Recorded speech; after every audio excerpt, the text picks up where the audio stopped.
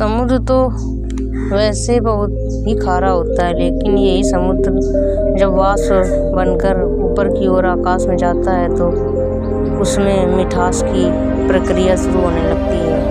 आकाश से बरसती बूंदों में खारापन में नहीं रहता, बल्कि यही बूंदें वाष्प के पेड़ से सानिध्य कर वंशलोचन हाथी के कान में पड़कर गजमुक्ता बन जाती हैं। इनमें औषधि गुण आ जाते हैं। चातक पपीहा पक्षी भी स्वाति नक्षत्र की बूंदों को अपने मुंह में चोंच के लेकर प्यास बुझ जाता है। महत्वपूर्ण यह भी है कि चातक के मुंह में सीधे तो बूंदें पड़ती हैं, वही पीता है, वह इधर उधर मुंह लपकाता नहीं। इस पूरे परिदृश्य को जीवन से समृद्ध किया जाए तो ये प्रतीत होता है कि जब भी चिंतन सांसारिक समुद्र जैसा रहता है, तब इसमें चिंता का खारापन समाहित रहता है।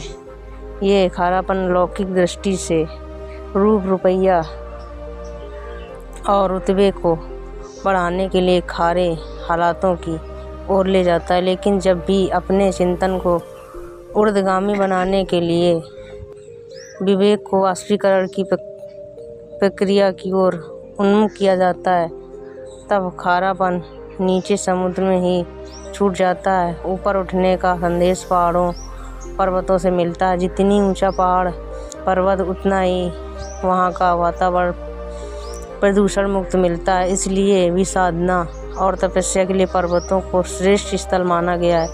पर्वतों पर शुद्ध ऑक्सीजन, पेड़ पौधों की उपलब्धता न सिर्फ तन के लिए उत्तम होता है, बल्कि मन को भी प्रफुल्लित करती है। कोलाहल भी पर्वतों पर धरातल की तुलना में कम ही होता है, बल्कि नहीं तो होता है।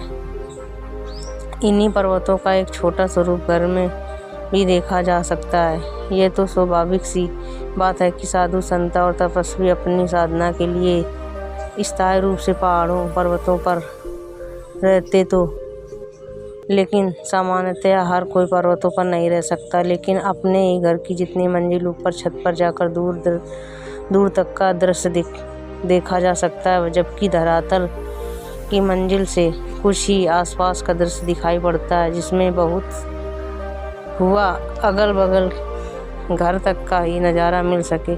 धरातल पर भारी शोरगुल भी सुनाई पड़ता है तथा सड़क एवं सीवर से सुगंध भी आने की संभावना रहती है, जो ऊपर की ओर मंजिल की ओर जाने से कम होती जाती है। इन लौकिक उदाहरणों को ध्यान में रखकर यदि जीवन जीने के लिए सुव्यवस्थित ढंग तथा तरीका का अपना लिया जाए तो जितना बदलाव पाए जीवन में आने वाले लगेगा, ये महसूस किया जा सकता है कि इसके लिए तो सिर्फ चिंतन को विवेक की मथानी से मथने की ज़रूरत है।